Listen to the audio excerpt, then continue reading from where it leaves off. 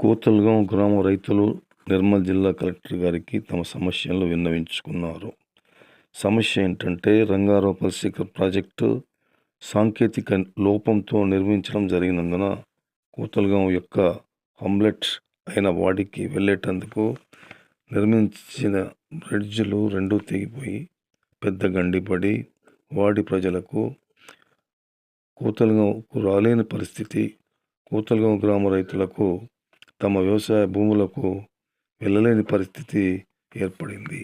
వర్షాకాలంలో అయితే వాగులో నీరుతో నిండి ఉండి అసలే వెళ్ళలేని పరిస్థితి ఏర్పడినందున వ్యవసాయం చేసుకోలేనటువంటి పరిస్థితి ఏర్పడింది. మరియు వాడి ప్రజలకు రేషన్ సరుకులు తీసుకుపోవడానికి సమస్యగా తయారైంది. ఇకనైనా 2 బ్రిడ్జిలు నిర్మించి రోడ్డును సీసీ రోడ్డు లేదా బీటీ రోడ్డుగా మార్చవలసిందిగా ప్రభుత్వాన్ని కోరినారు. ఈ వీడియో నచ్చిన వాళ్ళు సబ్స్క్రైబ్ చేయండి, లైక్ చేయండి, కామెంట్ చేయండి.